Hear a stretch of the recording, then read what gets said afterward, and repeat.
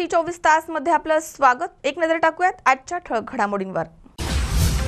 लॉकडाऊनचे नियम शिथिल करत राहुरी शहरामध्ये काही नियम आणि अटींवरती काही दुकानं सुरू, मात्र नियम मोडणाऱ्यांवरती पोलिसांनी केली कारवाई। कोरोनाच्या पार्श्वभूमीवर बारामतीमध्ये प्रशासन सज्ज, मात्र काही अपवाद वगळता नागरिक सहकार्य करत नसल्यामुळे विलगीकरण कक्ष अद्यापही रिकामेच। अत्यावश्यक सेवेच्या नावाखाली गुरांची कातडी घेऊन जाणारा ट्रक बोराखडी पोलिसांनी पकडला, 27 लाखांचा मुद्देमाल जप्त।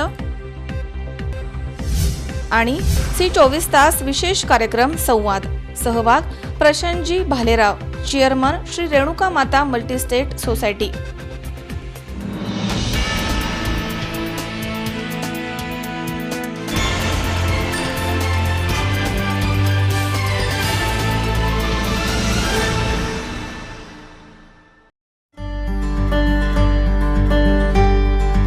वेगवेगळ्या प्रकारचे औषधं खाऊन त्रस्त झाला आहात तर एकदा अवश्य भेट द्या galaxy ortho and spine clinic. हाडांच्या तसेच शिरांच्या दुखण्यावरती 100% इलाज। आमच्या क्लिनिकमध्ये नैसर्गिक पद्धतीनं जुनाट आजारांवरती उपचार केले जातात। सायटिका, गुडघेदुखी, कंबर, पाठ, मान, मणका दुखणं, चकती सरकणं, संधिवात, पाय दुखणं, हातापायाला मुंग्या येणं यासारख्या एक ना अनेक दुखण्यांवरती इथे उपचार उपलब्ध आहेत।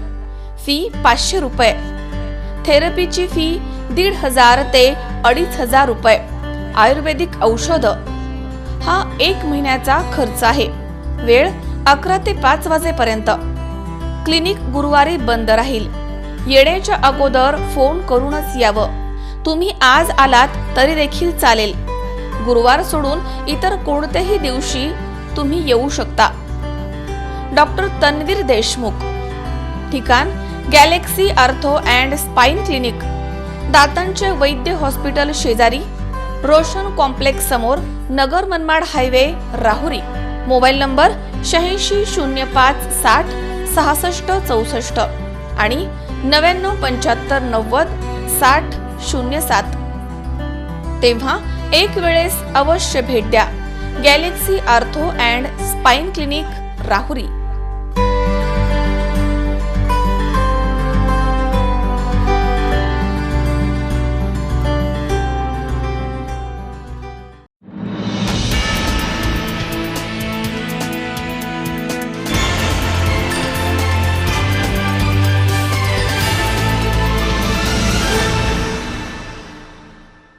बातमीपत्रात आपलं स्वागत। पाहूया सविस्तर वृत्त।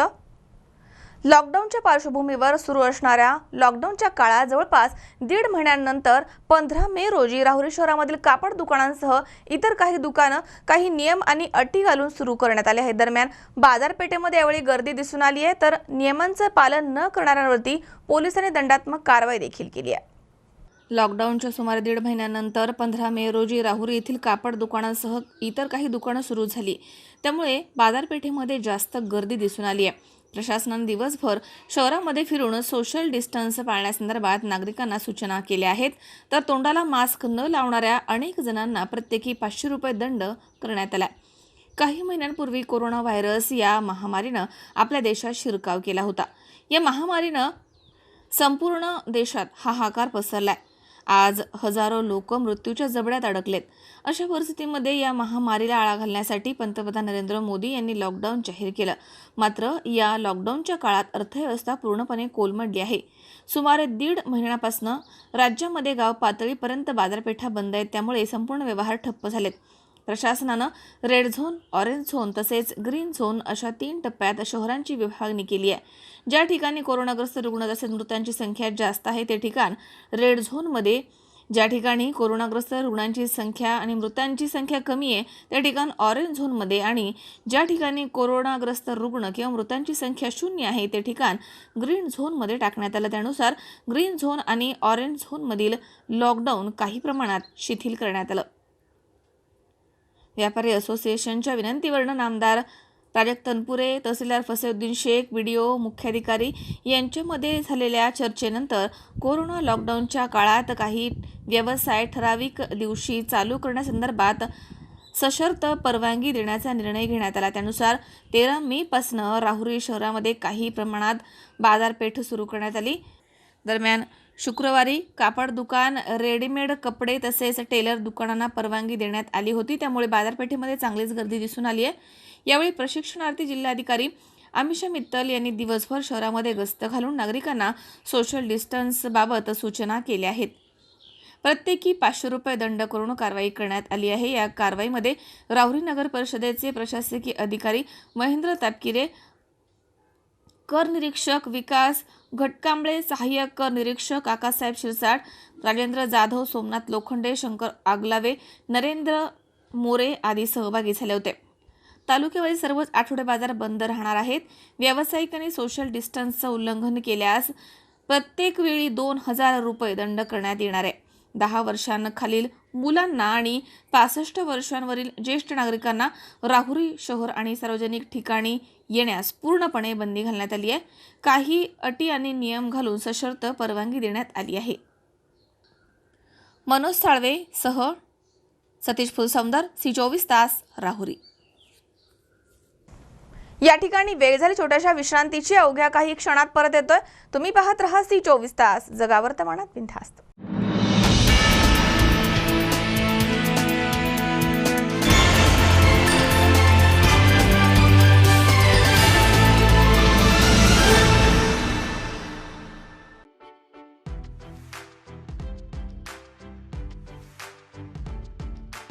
Saidham super speciality hospital. अनेक आजारांवरती उपचार आणि तेही एकाच छताखाली. Saidham super speciality hospital. आमच्याकडील उपलब्ध सुविधा पुढील प्रमाणे: अत्याधुनिक लेप्रोस्कोपी आणि वंध्यत्व निवारण सेंटर, दुर्बिणीद्वारे गर्भाशय पिशवी काढणं, गर्भनलिका आणि बीजांडावरील सर्व ऑपरेशन्स, पोटावर एकही टाका न घेता गर्भपिशवी काढणं, गर्भपिशवी बाहेर येणं यावरती गर्भाशय न काढता उपचार, वेदनारहित सुलभ प्रसूती सल्ला आणि सेवा, प्रसूती आणि स्त्रीरोग अतिदक्षता विभाग, IUI, कॅन्सर निदान आणि उपचार, सुसज्ज ऑपरेशन थिएटर आणि प्रसूतीगृह, सोनोग्राफी आणि अतिदक्षता विभाग, 24 तास अत्यावश्यक सेवा, व्यसनमुक्ती केंद्र, तंबाखू, गुटखा, दारू या व्यसनांवरती उपचार, लैंगिक संबंध दोष आणि त्यावरती उपचार, स्त्रियांमधील रक्तदाब, थायरॉइड, मधुमेह यावरती उपचार, गर्भपिशवी कॅन्सर निदान आणि उपचार, तसेच अपेंडिक्स, हर्निया, आतड्यांचे विकार, मूळव्याध, भगंदर, संडासचे विकार यावरती उपचार, तज्ज्ञ डॉक्टरांचं मार्गदर्शन, 2 बेड्सचे सुसज्ज अतिदक्षता विभाग, त्याचबरोबर दंतरोग विभागामध्ये कॉम्प्युटराइज तपासणी, वेडेवाकडे दात सरळ करणं, मुखरोग निदान आणि उपचार, रूट कॅनल उपचार, अक्कलदाढ काढणं, स्माईल डिझायनिंग, हिरड्यांवरील शस्त्रक्रिया, फिक्स दात आणि कवळी बसवणं, लहान मुलांच्या दातांचे उपचार, इम्प्लांट बसवणं, सिमेंट किंवा कंपोजिट फिलिंग, दात काढणं, 25 बेड्सचे सुसज्ज साईधाम रुग्णालय, डॉक्टर स्वप्नील माने, स्त्रीरोग कर्करोग तज्ज्ञ, लॅप्रोस्कोपी सर्जन.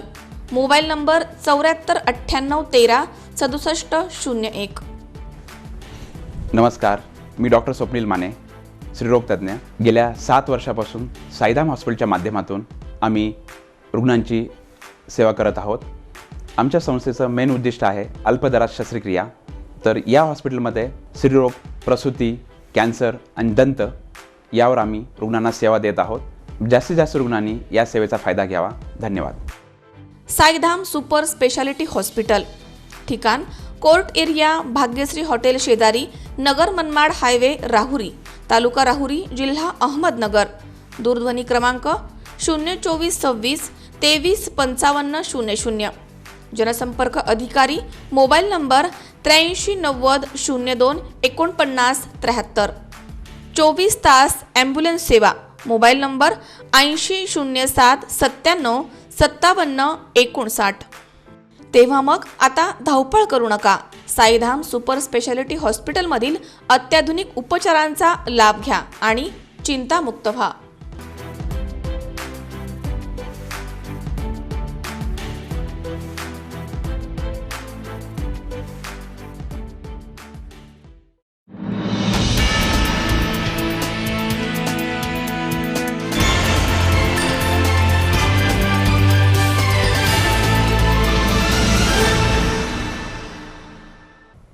विश्रांतीनंतर बातमीपत्रात पुन्हा एकदा आपलं स्वागत।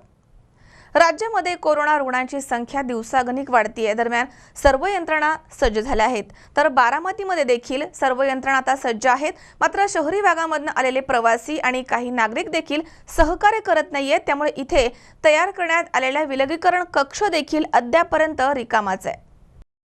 लॉकडाऊन सुरू झाल्यापासून हजारोंच्या संख्येने शहरी भागामधील नागरिक आता खेड्यामध्ये वास्तव्यासाठी येत आहेत।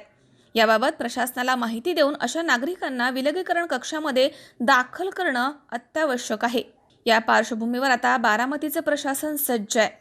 दरम्यान अशा अनेक जणांची घरामध्येच सुविधा असल्यामुळे त्यांनी स्वतंत्र राहावं अशा प्रशासनाच्या वतीनं सूचना आहेत। याबाबत मोरगाव ग्रामपंचायतनं दवंडी देऊन सूचित देखील केलंय, परंतु अनेक जण मात्र याला प्रतिसाद देत नाहीयेत असं वैद्यकीय विभागाकडनं सांगण्यात आलंय। बारामतीच्या अनेक गावांमध्ये याबाबत स्थानिक लोकांकडूनच दक्षता घेतली जाते, तर अनेक ठिकाणी मात्र याबाबत उदासीनता आहे। मोरगाव येथील श्री मयुरेश्वर माध्यमिक विद्यालय आणि जिल्हा परिषद प्राथमिक शाळेमध्ये विलगीकरण कक्ष निर्माण करण्यात आले आहेत, मात्र अद्याप या विलगीकरण कक्षामध्ये कोणीही आलं नसल्याचं चित्र दिसतंय। त्यामुळे आता प्रशासनाला कठोर भूमिका घ्यावी लागणार आहे। मनोहर तावरे, C24 तास, बारामती। राहुरी येथील पोलीस ठाण्यामध्ये कार्यरत असणाऱ्या 2 पोलीस कर्मचाऱ्यांमध्ये कलेक्शन करण्याच्या कारणावरून दगडानं जबरदस्त हाणामारी झाली आहे। 15 मे रोजी घटना घडली आहे। वरिष्ठ पोलीस अधिकाऱ्यांनी कलेक्शन करणाऱ्या 2 कर्मचाऱ्यांची समजूत काढली आणि तुर्तास तरी या विषयावरती पडदा पडलाय। राहुरी येथील पोलीस ठाण्यामध्ये कार्यरत असलेल्या 2 पोलीस कर्मचाऱ्यांमध्ये कलेक्शन करण्याच्या कारणावरून दगडगोट्यानं जबरदस्त मारहाण झाली आहे। 15 मे रोजी ही घटना घडली आहे। वरिष्ठ पोलीस अधिकाऱ्यांनी कलेक्शन करणाऱ्या 2 कर्मचाऱ्यांची समजूत काढली आणि या प्रकरणावरती तुर्तास तरी पडदा टाकण्यात आला। मात्र भविष्यात सदर वादाचं रूपांतर मोठ्या गुन्ह्यामध्ये होण्याची शक्यता वर्तवली जाते। सध्या कोरोना विषाणूचा प्रादुर्भाव रोखण्यासाठी राज्यासह राहुरी तालुक्यात लॉकडाऊन सुरू आहे। मात्र तालुक्यातील अवैध व्यवसायांना कोणत्याही प्रकारचं लॉकडाऊन नाहीये। पोलीस प्रशासनाच्या आशीर्वादानं दारूधंदे, गुटखा विक्री, चोरटी वाळू वाहतूक यासारखे अवैध व्यवसाय तालुक्यात राजरोसपणे सुरू आहेत। सदर अवैध व्यवसाय सुरू ठेवण्यासाठी अधिकाऱ्यांनी तालुक्यामध्ये 3 पोलीस कर्मचारी अवैध धंद्यांचं कलेक्शन करण्यासाठी कलेक्टर म्हणून नेमले आहेत। यापैकी एका कलेक्टरकडे वळण परिसर आणि ट्रॅफिकचे कलेक्शन करण्याची जबाबदारी होती, तसेच आरडगाव बिटामधील 2 कलेक्टरकडे वळण परिसर आणि ट्रॅफिक वगळता सर्वच ठिकाणचं कलेक्शन करण्याची जबाबदारी होती। संपूर्ण राहुरी तालुक्यातील अवैध धंद्यांचे कलेक्शन करण्याची महत्त्वाची जबाबदारी या 3 कलेक्टरवरती होती। मात्र काही दिवसांपासून तालुक्यातील इतर ठिकाणचं कलेक्शन करणारे आरडगाव विटामधील 2 कलेक्टर ट्रॅफिक आणि वळण परिसरामध्ये जाऊन कलेक्शन करू लागले।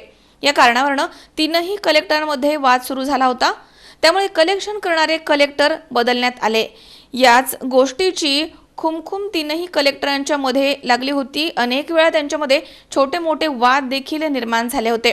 मात्र 15 मे रोजी रात्री 8च्या दरम्यान नगर मनमाड राज्य महामार्गावरील तुतारी मिसळ या हॉटेलच्या समोर कलेक्शन करणारे 2 कलेक्टर समोरासमोर आले। इथे सुरुवातीला शाब्दिक वाद निर्माण झाले आणि नंतर हाणामारी सुरू झाली। यावेळी यामधील एका कलेक्टरनं रस्त्यावरील भला मोठा दगड उचलून दुसऱ्या कलेक्टरच्या पाठीमध्ये मारलाय। 2 कलेक्टरमध्ये सिने स्टाईलने हाणामारी झाली आहे। यावेळी इतर काही पोलीस कर्मचाऱ्यांनी सदर हाणामारी सोडवली आहे। यावेळी शहरामधील इतर नागरिकांनी फक्त बघ्याची भूमिका घेतली।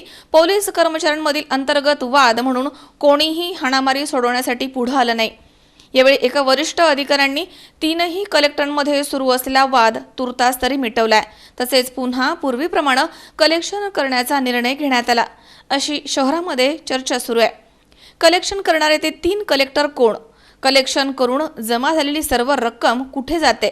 कलेक्शनच्या कारणावरून भविष्यात काही मोठा गुन्हा झाला तर याला जबाबदार कोण? जिल्हा पोलीस प्रमुख या घटनेबाबत काय भूमिका घेणार? आणि राहुरी तालुक्यातील अवैध धंदे बंद होणार की सुरूच राहणार, असे अनेक प्रश्न आता उपस्थित होत आहेत। ही घटना खरी आहे की खोटी आहे याबाबत जिल्हा पोलीस प्रमुख यांनी चौकशी करून कारवाई करावी, अशी मागणी सामान्य नागरिकांमधून केली जाते। मनोज साळवे सह सतीश फुलसौंदर, C24 तास, राहुरी। या ठिकाणी पुन्हा एकदा वेळ झाली छोट्याशा विश्रांतीची. अवघ्या काही क्षणात परत येतोय. तुम्ही पाहत राहा C24 तास, जगा वर्तमानात बिनधास्त.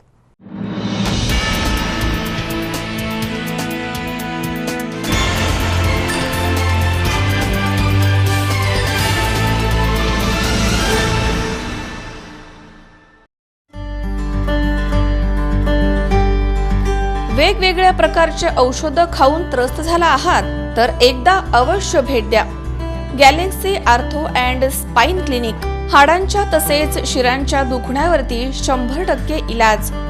आमच्या क्लिनिकमध्ये नैसर्गिक पद्धतीनं जुनाट आजारांवरती उपचार केले जातात. सायटिका, गुडघेदुखी, कंबर, पाठ, मान, मणका दुखणं, चकती सरकणं, संधिवात, पाय दुखणं, हातापायाला मुंग्या येणं यासारख्या एक ना अनेक दुखण्यांवरती इथे उपचार उपलब्ध आहेत.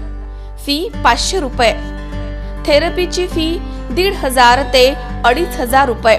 आयुर्वेदिक औषध हा 1 महिन्याचा खर्च आहे. वेळ 11 ते 5 वाजेपर्यंत. क्लिनिक गुरुवारी बंद राहील. येण्याच्या अगोदर फोन करूनच यावं. तुम्ही आज आलात तरी देखील चालेल. गुरुवार सोडून इतर कोणत्याही दिवशी तुम्ही येऊ शकता. डॉक्टर तन्वीर देशमुख. ठिकाण galaxy ortho and spine clinic, दातांचे वैद्य हॉस्पिटल शेजारी, रोशन कॉम्प्लेक्स समोर, Nagar Manmad highway, Rahuri. Mobile number 8605 60 66 64 आणि 9975 90 60 07. तेव्हा एक वेळेस अवश्य भेट द्या galaxy ortho and spine clinic, Rahuri.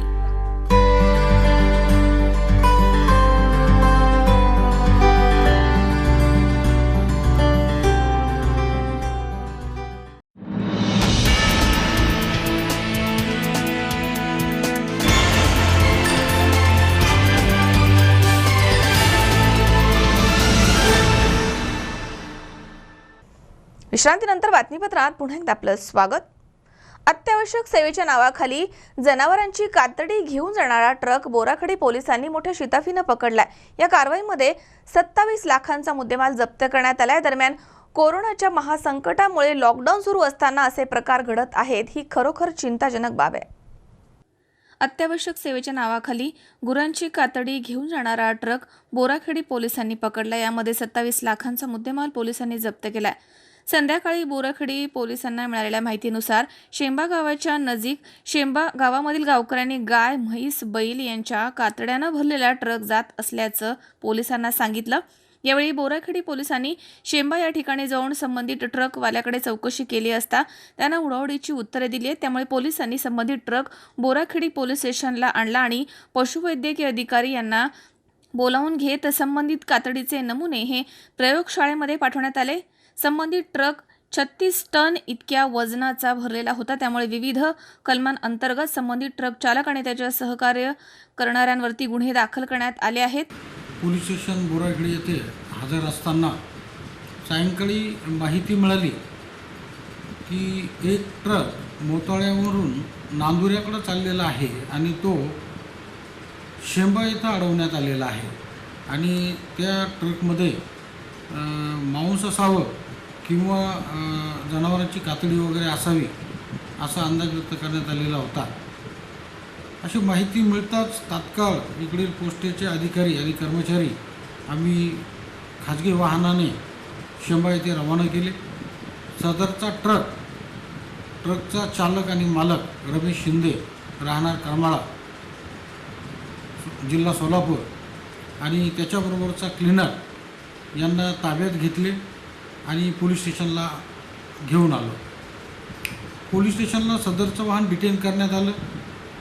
पशुसंवर्धन अधिकारी यांच्याशी संपर्क साधण्यात आला आणि सकाळी सूर्यप्रकाशामध्ये सदर ट्रकमध्ये असलेल्या मुद्देमालाचा सरकारी पंच आणि पशुसंवर्धन अधिकारी यांच्या निगराणीखाली पंचनामा करण्यात आला. वेगवेगळ्या ठिकाणाहून सॅम्पल घेण्यात आले. ते सीलबंद करून CA ऑफिस अमरावती येथे रवाना करण्यात आलेले आहेत आणि सदर कारवाईमध्ये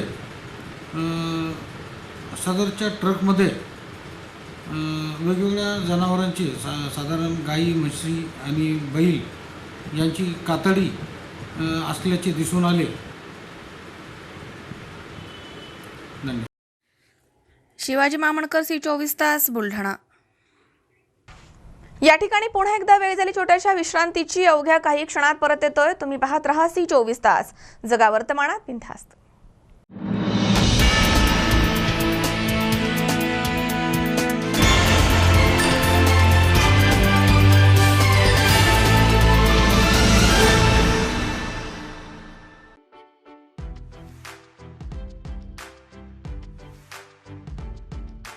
साईधाम सुपर स्पेशालिटी हॉस्पिटल. अनेक आजारांवरती उपचार आणि तेही एकाच छताखाली. Saidham super speciality hospital. आमच्याकडील उपलब्ध सुविधा पुढील प्रमाणे: अत्याधुनिक लेप्रोस्कोपी आणि वंध्यत्व निवारण सेंटर, दुर्बिणीद्वारे गर्भाशय पिशवी काढणं, गर्भनलिका आणि बीजांडावरील सर्व ऑपरेशन्स, पोटावर एकही टाका न घेता गर्भपिशवी काढणं, गर्भपिशवी बाहेर येणं यावरती गर्भाशय न काढता उपचार, वेदनारहित सुलभ प्रसूती सल्ला आणि सेवा, प्रसूती आणि स्त्रीरोग अतिदक्षता विभाग, IUI, कॅन्सर निदान आणि उपचार, सुसज्ज ऑपरेशन थिएटर आणि प्रसूतीगृह, सोनोग्राफी आणि अतिदक्षता विभाग, 24 तास अत्यावश्यक सेवा, व्यसनमुक्ती केंद्र, तंबाखू, गुटखा, दारू या व्यसनांवरती उपचार, लैंगिक संबंध दोष आणि त्यावरती उपचार, स्त्रियांमधील रक्तदाब, थायरॉइड, मधुमेह यावरती उपचार, गर्भपिशवी कॅन्सर निदान आणि उपचार, तसेच अपेंडिक्स, हर्निया, आतड्यांचे विकार,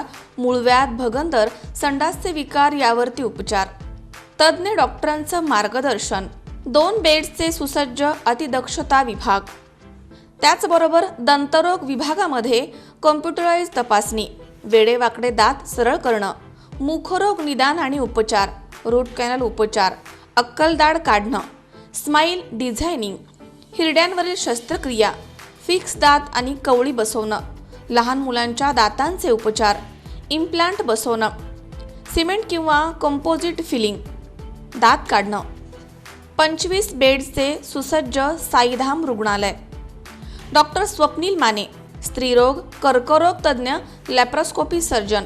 मोबाईल नंबर 7498136701. नमस्कार, मी डॉक्टर स्वप्नील माने, स्त्रीरोग तज्ज्ञ. गेल्या 7 वर्षापासून साईधाम हॉस्पिटलच्या माध्यमातून आम्ही रुग्णांची सेवा करत आहोत. आमच्या संस्थेचं मेन उद्दिष्ट आहे अल्पदरात शस्त्रक्रिया. तर या हॉस्पिटलमध्ये स्त्रीरोग, प्रसूती, कॅन्सर आणि दंत यावर आम्ही रुग्णांना सेवा देत आहोत. जास्तीत जास्त रुग्णांनी या सेवेचा फायदा घ्यावा. धन्यवाद. Saidham super speciality hospital. ठिकाण: कोर्ट एरिया, भाग्यश्री हॉटेल शेजारी, नगर मनमाड हायवे, राहुरी, तालुका राहुरी, जिल्हा अहमदनगर. दूरध्वनी क्रमांक 02426 235500. जनसंपर्क अधिकारी, मोबाईल नंबर 8390 02 49 73. 24 तास ॲम्ब्युलन्स सेवा. Mobile number 8007 97 57 59. तेव्हा मग आता धावपळ करू नका. साईधाम सुपर स्पेशालिटी हॉस्पिटलमधील अत्याधुनिक उपचारांचा लाभ घ्या आणि चिंतामुक्त व्हा.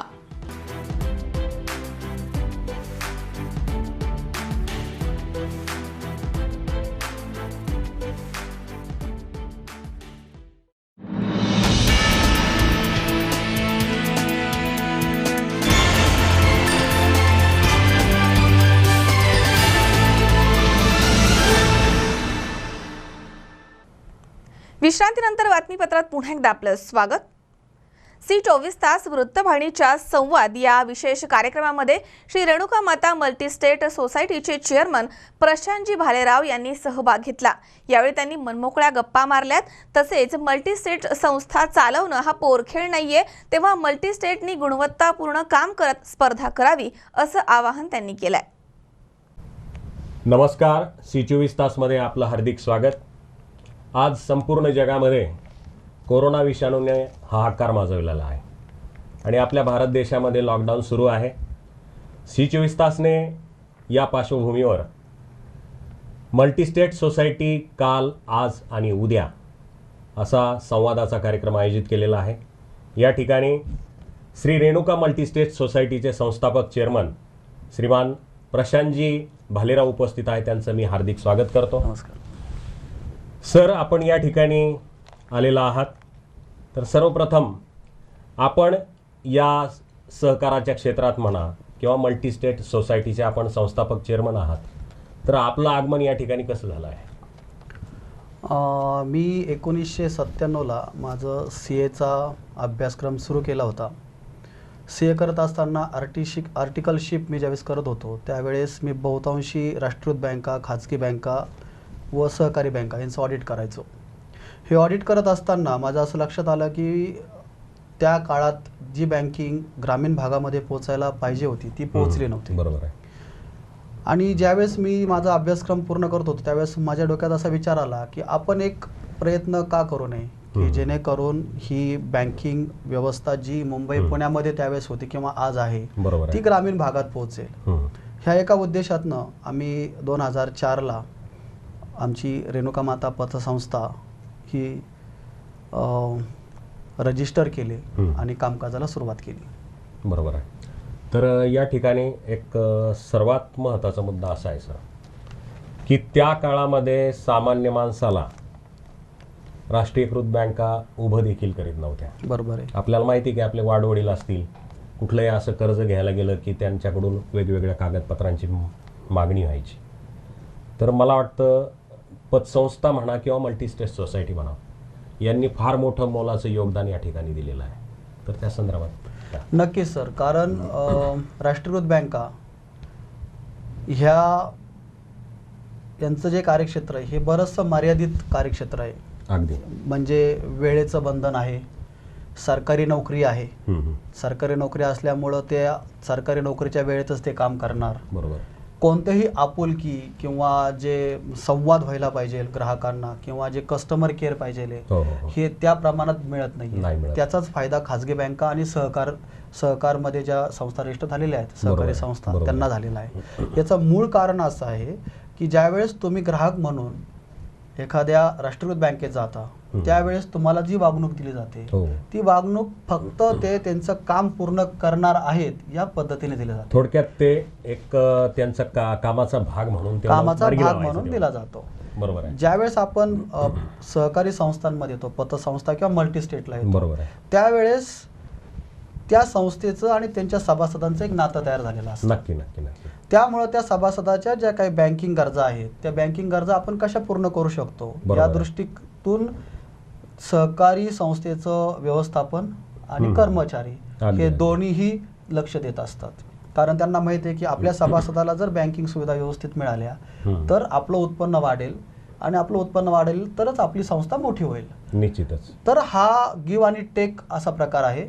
बरोबर आहे. म्हणजे तुम्ही सभासदांना जर आपुलकीने आणि प्रेमाने जर त्या बँकिंग सुविधा पुरवल्या तर तो सभासद हा राष्ट्रीयकृत बँकेत जाण्याचं प्रमाण हे बऱ्याचशा कमी होतं. हा बरोबर आहे. एक प्रकार झाला. दुसरं की बऱ्याचशा लोकांना बँकिंगच्या बऱ्याचशा गोष्टी माहीत नसतात. हो. ज्यावेळेस तुम्ही राष्ट्रीयकृत बँकांच्या काउंटरवर जाता त्यावेळेस ते लोक तुम्हाला त्याबद्दलची माहिती फार मोठ्या प्रमाणावर देतीलच याची नाही कोणताही देऊ विश्वास शकत. किंवा गॅरंटी सविस्तर नाही नसते. देऊ शकत ते. परंतु ज्यावेळेस तुम्ही मल्टीस्टेट सोसायटी किंवा सहकारी पतसंस्थांमध्ये येतात त्यावेळेस तुम्ही एखादी ज्यावेळेस तुमची गरज सांगता त्यावेळेस तुम्हाला बसवून त्या गोष्टीचं पूर्ण ज्ञान दिलं जातं. नक्कीच नक्कीच. आणि आज तर मी असं म्हणेल की जसं तुम्ही आता home to work from home म्हणताय म्हटलेलं. तसंच आज म्हणजे गेल्या 5 वर्षापासून सहकारी संस्थांनी बरंचसं कायापालट केलं स्वतःचा आणि त्या सर्व त्यांच्या ज्या सभासदांच्या बँकिंग गरजा आहेत त्या त्यांना डोअर स्टेपमध्ये पोहोच बरोबर करायला आहे. सुरुवात केलेली आहे. बरोबर आहे. त्यामुळे कुठंतरी सहकारी संस्था आणि त्यांच्या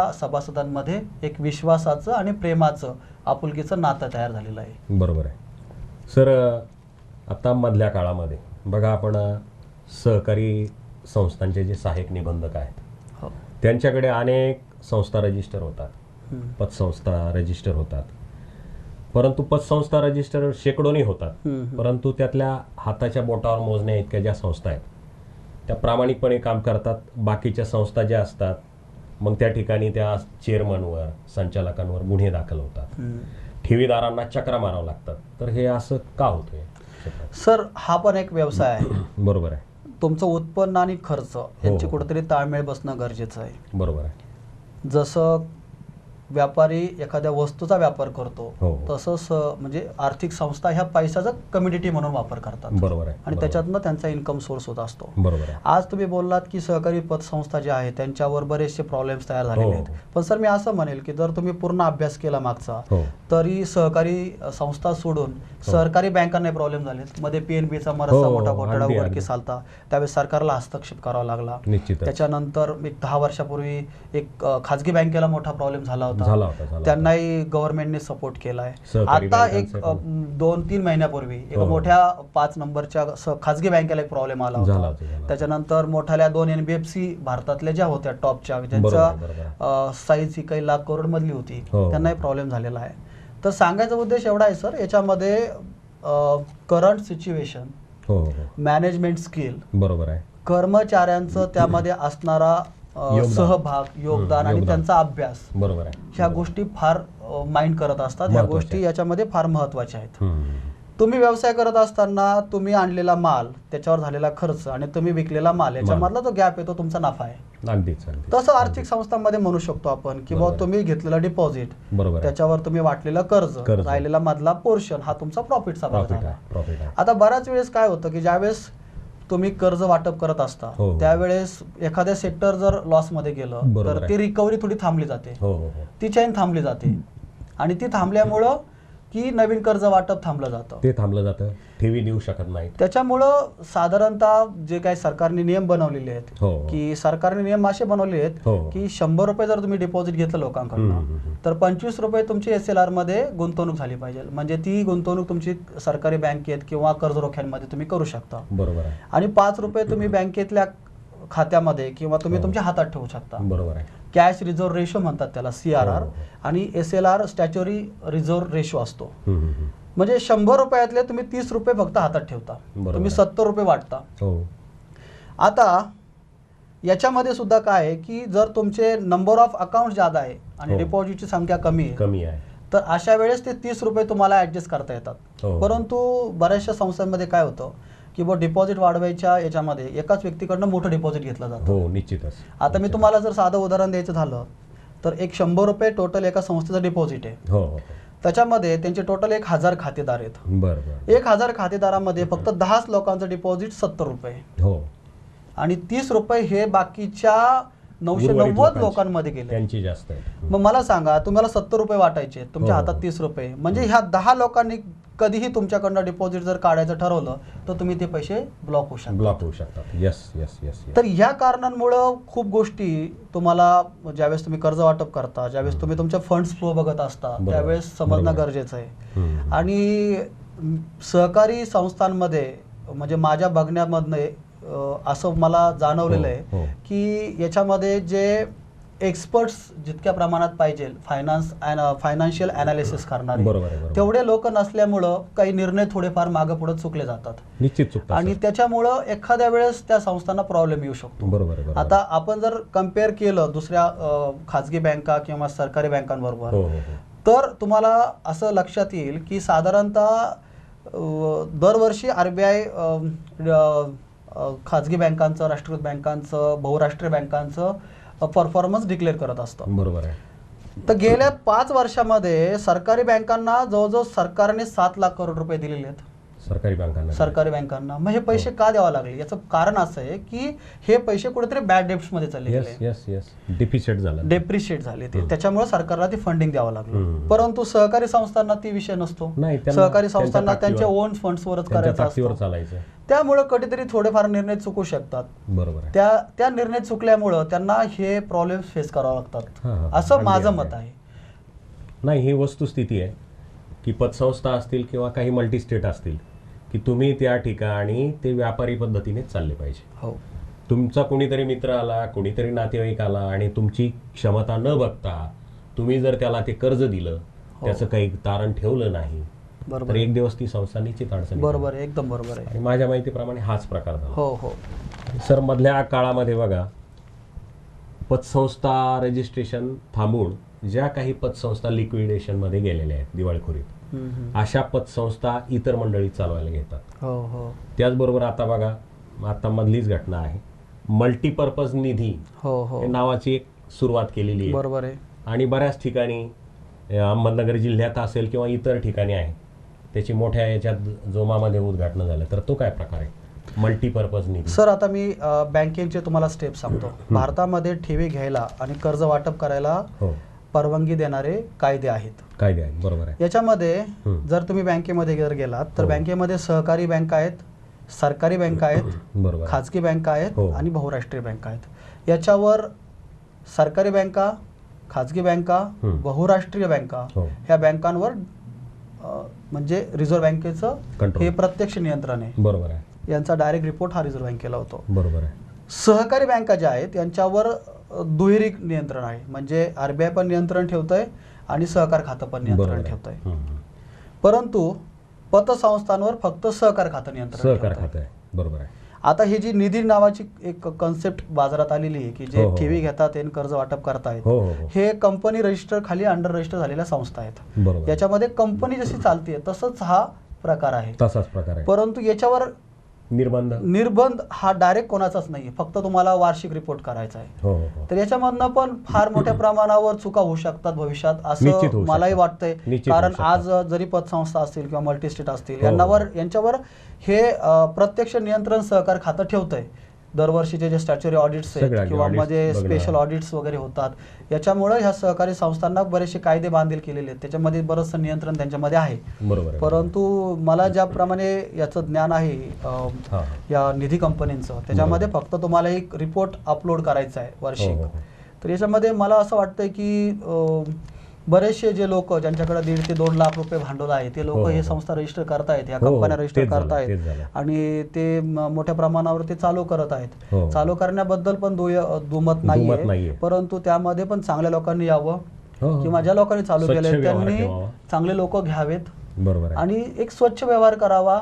एक आपल्याला ही कंपनी लॉंग टर्म चालवायची आहे, हम्म. लोकांचा आपण काहीतरी लागतोय, या बरोबर. हिशोबातनं त्यांनी त्या कंपन्या चालवाव्यात, बरोबर. जेणेकरून ह्या कंपन्या मोठ्या प्रमाणावर यश मिळवू शकतील. अगदी अगदी. सर, आपली जी श्री रेणुका माता मल्टीस्टेट सोसायटी आहे, तर या सोसायटीच्या किती राज्यामध्ये विस्तार आहे? कारण मल्टीस्टेट म्हटलं की ते वेगवेगळ्या स्टेटमध्ये आपण हो, शाखा हो, उघडू हो. शकतो. तर किती राज्यात विस्तार आहे आणि शाखा किती आहेत आपल्या? आज अखेर आपण 9 राज्यामध्ये काम करतोय हम्म. आणि 105 शाखांच्या माध्यमातून आपलं कामकाज चालू आहे. हा. साधारणतः 2004 ते 2007 पर्यंत आपली हम्म. पतसंस्था होते, बरं. जिचं कार्यक्षेत्र महाराष्ट्र होतं. मर्यादित नंतर होतं. आपण ते वाढून मल्टीस्टेट मल्टीस्टेट केलंय, जेणेकरून आपल्या सभासदांचे व्यवहार हे जे मोठ्या प्रमाणावर, आता तुमचा कांदा बाहेर जातोय, निश्चितच. तुमचा कापूस बाहेर जातोय, तर MP मध्ये किंवा आंध्र प्रदेशमध्ये हो. तुमचा माल जातोय, तर आपल्या सभासदांना ती Facility मिळाली फॅसिलिटी पाहिजे. मिळावी म्हणून आपण तिथं आपल्या त्या शाखा चालू केलेल्या आहेत. हो, हो. आणि ह्या पूर्ण सभासदांनीच चालवलेल्या शाखा आहेत. कारण आपल्या सभासदांना जो फायदा आज या माध्यमातून मिळतोय, हो, म्हणजे आपले आज इंटरनेट बँकिंग पण आहे. बरोबर आहे. आज इंटरनेट बँकिंग, मोबाईल ॲप हे चालू करणारे आपण पहिले आहोत. अगदी अगदी अगदी. आज नगर शहरामध्ये मी तुम्हाला अभिमानाने सांगू शकतो हम्म. की डेटा सेंटर टायर 3 आणणारे आपण पहिले होतो. हो, हो. 2008 साली आपण आपलं स्वतःचा डेटा सेंटर चालू हो. केलं. डेटा सेंटर चालू झाल्यामुळे फायदा असा झाला की आपल्या एका खातेदाराला कोणत्याही ब्रँचमधनं पैसे काढता येऊ लागले, किंवा त्यांना इंटरनेट बँकिंगचा वापर करून शाखा जरी बंद असेल किंवा रविवार असेल तर त्यांना त्यांचे पैसे दुसऱ्या बँकेत ट्रान्सफर करता आले, RTGS करता येऊ शकलं, NFT करता येऊ शकलं.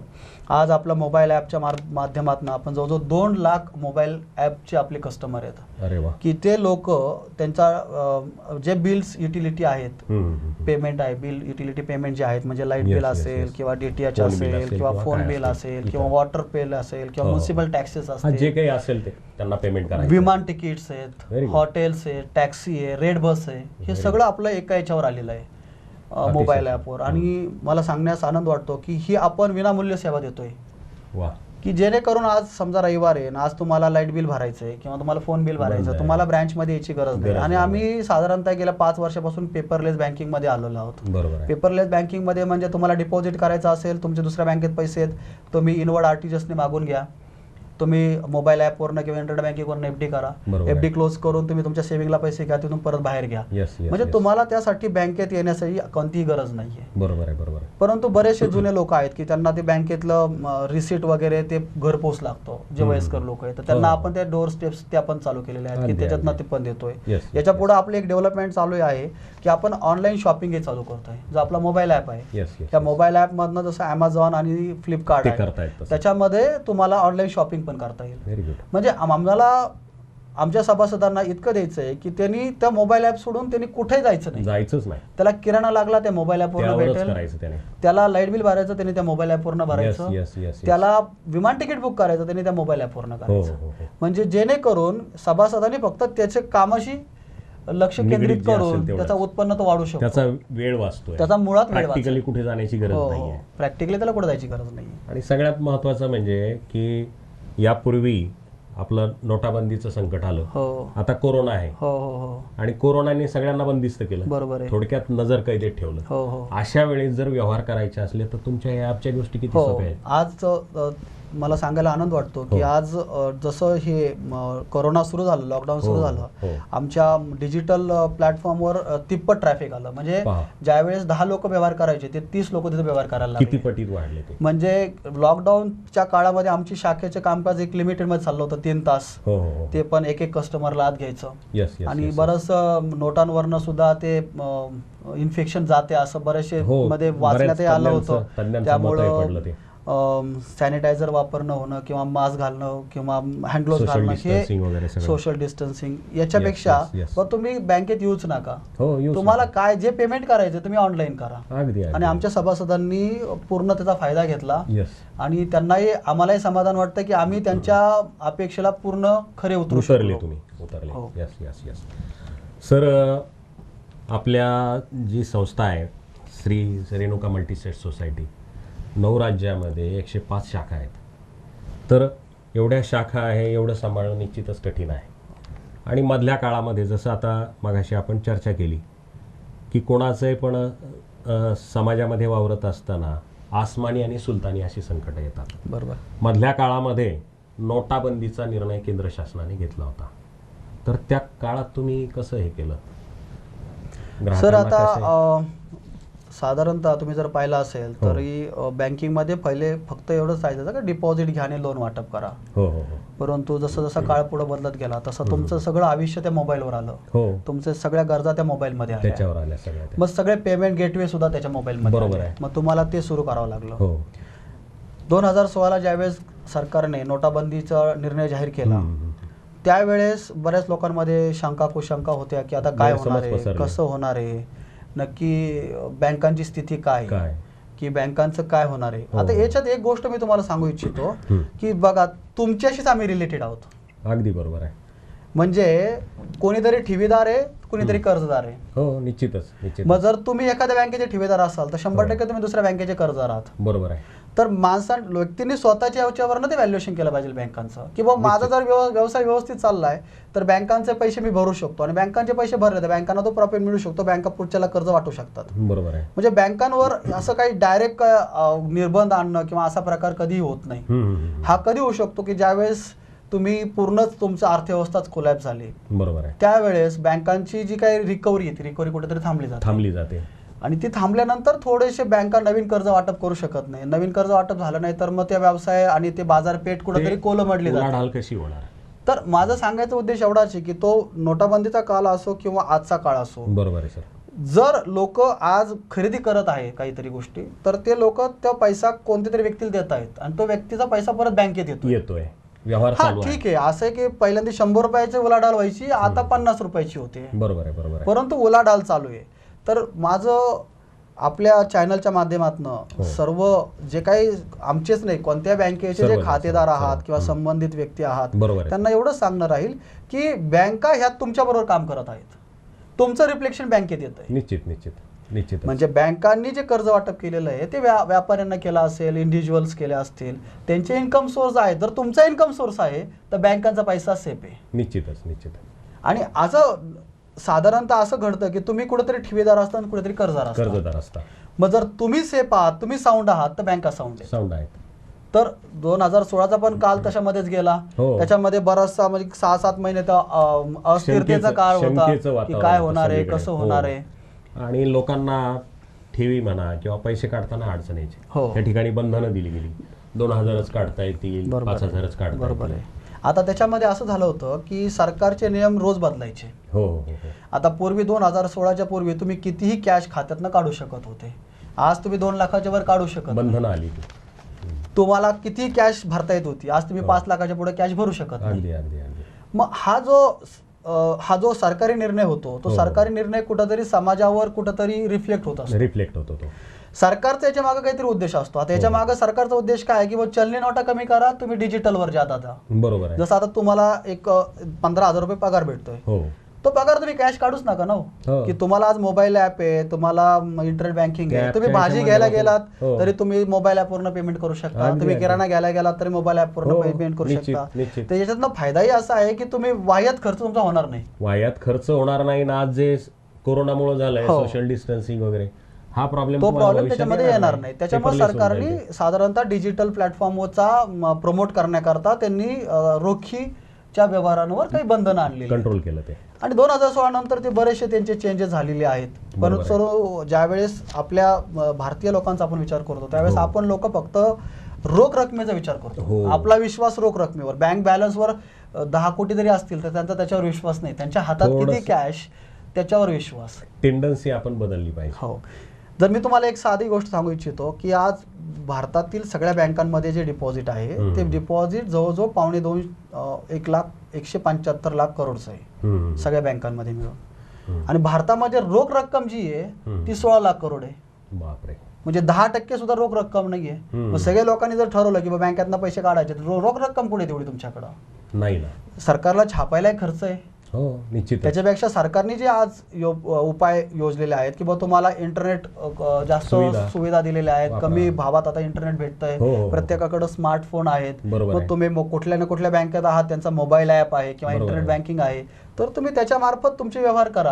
अगदी अगदी. जेणेकरून तुमचा वाह्यात जो खर्च आहे, खिशात पैसे असतात माणूस खर्च करतो. निश्चित. डिजिटल पेमेंट असलं की त्याला ते हिशोब तो लागतो, विचार करतो. तो विचार करतो. हम्म. आणि मग त्याच्यातनं तुमचे सेव्हिंग्स पण वाढू शकतात. Yes, त्या yes. सेव्हिंग्सवर तुम्हाला व्याज पण भेटू शकतं. आज हो. तुम्ही 10,000 रुपये बँकेतनं काढून आणले आणि आज 2,000 खर्च केले, 8,000 जर तुमच्या बँकेत असतील तर तुम्हाला 2-5 रुपये व्याज भेटेल ना मिळालेच त्यातलं. असते ना. मिळालेच म्हणजे तो असते. एक बेनिफिट तुम्हाला त्यामधनं मिळू शकतो. आणि अगदी, लोकांना अगदी, याच्या ह्या पद्धतीमध्ये स्वतःला बसवावे लागेल. बसवावं लागेल किंवा त्यांची जीवनशैली बदलावी लागेल. जीवनशैली त्याच्यामध्ये बदलावी लागेल. आणि जेवढं ते बदलतील तेवढं त्यांच्या फायद्याचं राहील.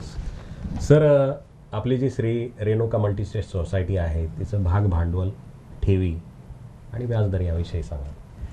सर, आज आमचे जे शेअर कॅपिटल आहे, पेडअप शेअर कॅपिटल आहे, ते 17 करोड रुपयाच्या आसपास आज शेअर कॅपिटल आहे आमचं. आणि आमचं जे आज डिपॉझिट आहे ते डिपॉझिट जवळजवळ 320 कोटीच्या आसपास 320 आहे. कोटी.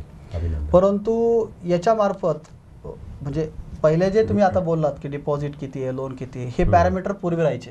हो हो हो. आताचे पॅरामीटर असे आहेत की तुमचा CRR किती आहे, तुमचा yes. क्रार किती आहे, तुमचा SLR किती आहे, येस येस येस येस. तुमचा NPA किती आहे, अगदी बरोबर आहे. तुमचा रेव्हेन्यू प्रॉफिट किती आहे. हम्म, हम्म. तर बँका एक साधारणतः 2000 पूर्वी फक्त ट्रेडिशनल बँकिंग करायच्या. ट्रेडिशनल बँकिंग म्हणजे काय की ठेवी घ्या, कर्ज वाटप करा, मधला जो फरक आहे तो दोनच गोष्टी प्रॉफिट. बस. या दोन गोष्टी. आता तुम्ही खूप व्हॅल्यू ॲडेड सर्व्हिस द्यायला लागला. हो हो हो. आता बिल युटिलिटी असेल किंवा हे असेल तर आम्हाला पुढच्या कंपन्या त्याच्यामध्ये कमिशन देतात. निश्चितच निश्चित. म्हणजे लाईट बिल तुम्ही भरलं तर आम्हाला त्याच्या त्यातलं मागे 2 commission रुपये आहे. 5 रुपये कमिशन फोन येतं. बिलचं आहे. तर त्याच्यामधनं जो इन्कम सोर्स आहे ह्या हो, हो. आर्थिक संस्थांचा हा मोठ्या प्रमाणावर आहे. हो हो हो. तर आज मला तुम्हाला अभिमानाने सांगावं असं वाटतं की माझा जो SLR आहे हो. तो 25% पाहिजे. हम्म. तो माझा SLR आज जवळजवळ 46% आहे. बापरे, म्हणजे दुपटीच्या म्हणजे आसपास आहे. माझ्याकडे जेवढं डिपॉझिट आहे त्यातले 46 रुपये माझ्या बँकेत आहे, हो हो हो. गुंतवणुकीच्या स्वरूपातले. अच्छा. आणि जो CRR 5% लागतो तो CRR माझा वर्किंग मध्ये चालतो 42-43%. बापरे. म्हणजे साधारणतः 100 रुपयातले 80 ते 82 रुपये माझ्या बँकेतच असतात. बँकेतच असतात. आता तुम्ही म्हणाल की भाऊ असं कसं शक्य आहे. आणि आमचा जो CD रेशो आहे, CD रेशो म्हणजे काय, ठेवी आणि कर्जातलं त्यांचं प्रमाण, त्यांचं ते प्रमाण 70-30% असतं. Yes, yes, ते yes. माझ्याकडे 50%. म्हणजे माझे 100 रुपयातले मी 50 रुपये कर्जाने वाटलेले आहेत. अगदी बरोबर आहे. आता बरेचसे बँकिंग क्षेत्रातल्या लोकांनाही बराचसा प्रश्न पडतो की रेणुका माताचं एवढं मोठं नेटवर्क आहे कसं आहे? आणि मग हे म्हणतात बुवा आमच्याकडं आम्ही म्हणजे 350 कोटीमध्ये 250 कोटी वाटलेले आहेत आणि ते म्हणतात वर आमचे 300 कोटी बँकेमध्ये पण आहेत. हो, हे हे बऱ्याच कसं? लोकांना न उलगडलेलं कोड कोण आहे. आहे ते? तर याच्यामध्ये मी तुम्हाला एक छोटंसं आमचं जे व्यावसायिक सिक्रेट आहे ते सांगू इच्छितो. Yes yes yes. याच्यामध्ये की जे व्यापारी वर्ग आहे आमच्याकडं मोठ्या प्रमाणावर, त्या व्यापारी वर्गाचा मोठ्या प्रमाणावर जे फंड्स आहेत ते आमच्याकडे येत असतात हो. आणि त्याची सेटलमेंट 2 दिवसांनी 3 दिवसांनी होत होत असते. असते ते. म्हणजे चेक क्लिअरिंग असेल किंवा फंड ट्रान्सफर्स असते. त्यांचं जे तर ट्रान्झॅक्शन तो जो पैसा आहे तो पैसा आम्हाला वापरायला भेटतो. अगदी बरोबर आहे. त्या पैसा वापरण्यामधनं आम्ही आमचा रेव्हेन्यू जनरेट करतो. Yes yes yes. आता रेव्हेन्यू जनरेट करत असताना सुद्धा बऱ्याचशा आता तुमच्या माध्यमातून मी अजून एक गोष्ट क्लिअर करू इच्छितो की आमचा प्रॉफिट खूप मोठ्या प्रमाणावर वाढतो हो. आणि तो प्रॉफिट हाच आमचा या गॅपमधला मेन भाग आहे. बरोबर आहे. आता बरेचसे लोक म्हणतात की यांचं व्याजदर, आज आमचं व्याजदर 10.5%, बऱ्याच लोकांचं 9%, 9.5%. हो हो. परंतु याच्यामध्ये पण तुम्हाला मी एक गोष्ट सांगतो की प्रत्येक आर्थिक संस्थेमध्ये एक डिमांड असते आणि एक टाइम लायबिलिटी असते. येस डिमांड लायबिलिटीमध्ये आम्ही सेव्हिंग आणि करंट अकाउंट्स पकडतो. येस. सेव्हिंग अकाउंटला 3% व्याजदर आहे, करंट अकाउंटला 0% व्याजदर. 0 आहे त्याला. आणि टर्म डिपॉझिट जे असतं आमचं टाइम लायबिलिटी, त्याला साधारणतः आमचा हायेस्ट व्याजदर 10.5-11% आहे. आता तुम्ही काय म्हणाल की यांना साधारणतः 10.5-11% हा ठेवीचा व्याजदर आहे, म्हणजे एवढं यांचं खर्च आहे. खर्च आहे तेवढा. परंतु ज्या वेळेस तुम्ही तो प्रोपोर्शनेट लावता त्यावेळेस तो तुमचा जो बॉरोइंग रेट म्हणतात त्याला, तो बॉरोइंग रेट कमी होतो. तो कसा कमी होतो तुम्हाला सांगतो. माझ्याकडे एक 100 रुपये डिपॉझिट आहे. हो. 100 रुपये डिपॉझिटमध्ये माझ्याकडं 50 रुपये असं डिपॉझिट आहे की जे मला 11% घेतलेलं आहे, म्हणजे माझा व्याज झाला 5.5 रुपये. 20 रुपये माझ्याकडे असे आहेत की जे करंटचे आहेत. करंटचे आहेत. त्याला मी काहीच देत नाही व्याज. काहीच देत नाही, ते वापरताय. बरोबर आहे. आणि 30 रुपये माझ्याकडे असे आहेत की ज्याच्यावर मी बचत खात्यावर 3% व्याज देतो. 3% देत आहे. म्हणजे ते झाले 1 रुपया 50 पैसे. 50 पैसे. म्हणजे हे 5.5 रुपये आणि ते 1 रुपया 50 पैसे. म्हणजे माझं टोटल जो खर्च आहे डिपॉझिटवरचा तो 7 रुपये, 11 रुपये नाहीये. 7 आहे. येस. आणि माझा कर्जाचा जो व्याजदर आहे तो साधारणतः 14-15% आहे. हो हो. हा एक भाग झाला. तिकडचे पण आलं हे यामध्ये. याच्यामध्ये दुसरा एक प्रकार असा होतो की ज्यावेळेस तुम्ही क्लिअरिंगला लागता, म्हणजे तुम्ही एक चेक घेऊन गेलात आमच्याकडनं, डीडी घेऊन गेलात, तो डीडी कधी 2 दिवसांनी लागतो, कधी महिन्याला लागतो. बरोबर आहे. ते फंड्स आमच्याकडे इतक्या मोठ्या प्रमाणावर असतात की त्या फंड्समध्ये आम्ही इन्व्हेस्टमेंट करून त्यातनं इन्कम जनरेट करतो. Very good very good. म्हणजे सांगायचा उद्देश एवढाच आहे की माझ्याकडं जे डिपॉझिट आहे हा माझ्यासाठी बाय प्रोडक्ट आहे. हो हो. डिपॉझिट आणि लोन हा माझ्यासाठी बाय प्रोडक्ट अगदी, आहे. अगदी. रेणुका माता पहिल्यापासून कमर्शियल बँकिंग मध्ये विश्वास ठेवणारी संस्था आहे. निश्चितच निश्चितच. की जेणेकरून लोकांना रिमिटन्स, तुमचा पैसा तुमच्या व्यवसायाकरता ज्या ठिकाणी जाणं आवश्यक आहे, म्हणजे तुम्ही कांदा आज इंदोरला पाठवला तर इंदोरवरनं तुम्हाला तुमच्या खात्यात पैसे येणं अपेक्षित आहे. हो. ते पैसे जर तुम्हाला विथिन टाइम मिळाले, आमचा 9 पर्यंत टायमिंग होता, आता 7 पर्यंत आहे, हो. तुमची गाडी पोहोचली 6:30ला, पैसे तुमचे रिलीज झाले, तुमच्या खात्यात पडले, तुम्ही 7 वाजता इथे विड्रॉ करताय, निश्चित. सेम टाइम तुम्ही पैसे विड्रॉ करताय. निश्चित निश्चित. आज राष्ट्रीयकृत बँका असतील किंवा खाजगी बँका असतील, यांचा मॅक्झिमम टायमिंग 3 वाजेपर्यंत आहे. तुमची त्यानंतर गाडी नाही. 5ला गेली, कॅश येऊन काहीच उपयोग नाही, सेकंड डेज तुम्हाला पैसे भरायचे फायदा आहेत. नाही काही. पण इथं तुम्हाला सेम डे पैसे वापरता येतात. अगदी बरोबर. मग याच्यातनं फायदा असा होतो की व्यापारी संध्याकाळी जरी पैसे आले तर तो तसंच ठेवतो, हो. तो दुसऱ्या दिवशी ते युटिलाइज करतो. अगदी तर ते बरोबर. फंड्स आपल्याकडे मोठ्या प्रमाणावर जनरेट होतात. निश्चित निश्चित. आणि आम्ही 2016 असेल किंवा आता कोरोना असेल, हो. तर मला अभिमानाने सांगावं असं वाटतं आणि ही जगदंबेची कृपा आहे अगदी की अगदी. माझे जे सभासद आहेत, आमचे जे खातेदार आहेत, हो. हे लोकांनी पूर्ण विश्वास आमच्यावर ठेवलेला आहे पूर्ण विश्वासानं आहे ते. आणि त्या विश्वासालाच आम्ही अनुसरून आमचं कामकाज करतो. हो. की जेणेकरून आपल्याला आपल्या मार्फत जे काही इन्कम जनरेट होईल हो. ते इन्कम आपल्याला आपल्या सभासदांना द्यायचं आहे. आम्ही आज 12.5% डिव्हिडंड देऊ राहिलो. हो. येस. मी आता तिकडे येणारच होतो. तर 12.5% डिव्हिडंड देणं आजच्या जमान्यामध्ये तसं सर खूप कठीण आहे. कठीण आहे. डिव्हिडंडचा आकडा साधारण आपण ऐकतो 9, 10, हो. 11 असं. बरोबर आहे. आणि तुम्ही 12.5 म्हणजे चांगला डिव्हिडंड देताय नाही का? डिव्हिडंड ह्या वर्षी आपण 12.5% डिक्लेअर केला. गत वर्षीचा नफा किती झाला आपला? मागच्या वर्षी आपल्याला एकूण नफा झाला होता 6,30,00,000 6 कोटी. आणि मागचा आपला एक नफा शिल्लक होता 2.25 कोटीचा, म्हणजे साधारणतः 7.5-8 कोटीचा नफा आज आपल्याकडे शिल्लक आहे. शिल्लक रिझर्व्ह आहे. आणि रिझर्व्ह. 18 कोटीचे रिझर्व्ह आहे आपल्याकडे. रिझर्व्ह आहे. आपले स्वतःचे 18 कोटीचे रिझर्व्ह आहेत. हम्म. म्हणजे हे 18 कोटी आणि हे 8 कोटी म्हणजे 26 कोटीचे आपले 26 स्वतःचे कोटी. ओन फंड्स आहेत. ओन फंड्स आहेत ते. आपले ओन फंड्स आहेत. अगदी आणि बिल्डिंग्स वगैरे जर धरलं तर आपण साधारणतः 45 कोटीचे आपले ओन फंड्स आहेत. 45 कोटीचा आहे. आपले ओन फंड्स आहेत वर्किंग कॅपिटल सोडून. अगदी बरोबर हो. आहे. आणि मागच्या वर्षीचा आपला जो टर्नओव्हर आहे, आता बेसिकली कमर्शियल बँकिंगमध्ये टर्नओव्हर जास्त लक्षात घेतलं जातं. हो हो हो. तर जवळजवळ 75,000 करोड रुपयाचा आपला टर्नओव्हर मागच्या वर्षी झालेला आहे. 75,000. हो. अगदी बरोबर आहे. तर आपण आता समारोपाकडे येऊ सर, की आपली जी श्री रेणुका मल्टीस्टेट सोसायटी आहे, तिचं म्हणजे कार्यक्षेत्र एवढं मोठं आहे. 9 राज्य आहेत, त्याचबरोबर 105 शाखा आहेत, आणि हे जे कर्मचारी आहेत सगळे, तर आता आपली उलाढाल पण आपण काही कोटीमध्ये सांगितलेली आहे. नफा पण आपण आता नुकताच सांगितला. तर यामध्ये आपण कर्मचारी असतील, अधिकारी असतील, यांना प्रोत्साहन देण्यासाठी काय? सर, याच्यामध्ये आपण कोणत्याही संस्थेचा किंवा कोणत्याही कंपनीचा जो आत्मा आहे तो कर्मचारी आहे.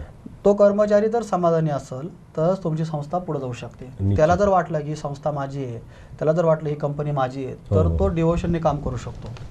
या माध्यमातून आपण मागच्या 20 वर्षापासून तेच काम करत आलेलो आहोत.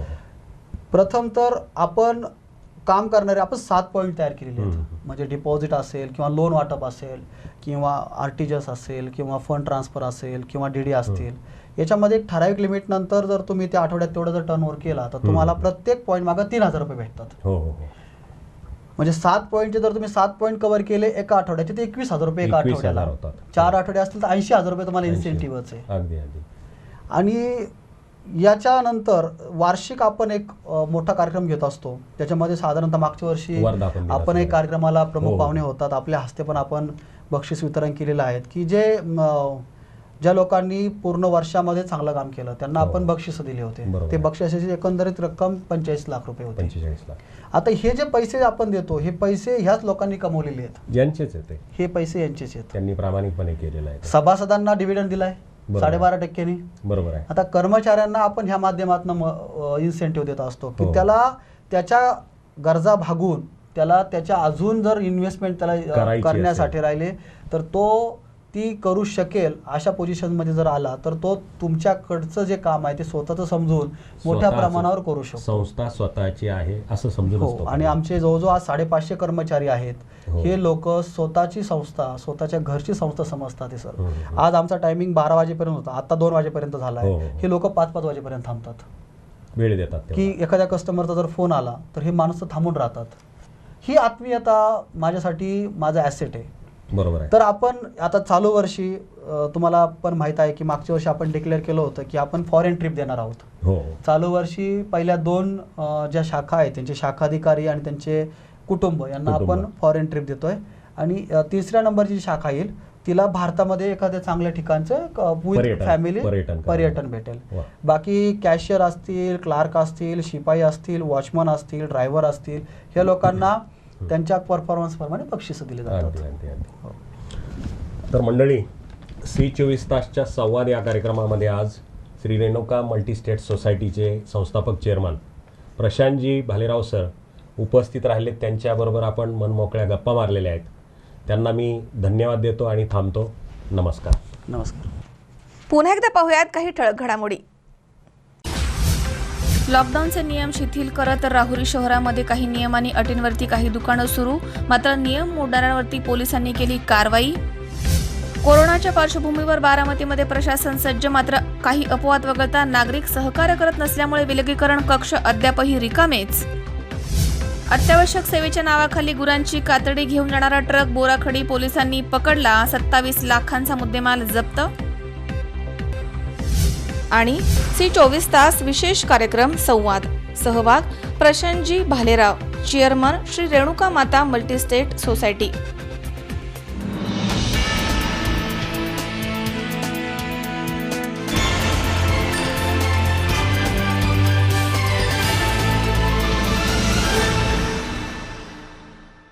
याचबरोबर बातमीपत्रात आज वेळ झाली इथेच थांबण्याची. ताज्या अपडेटसाठी बघत रहा C24 तास. जगा वर्तमानात बिनधास्त.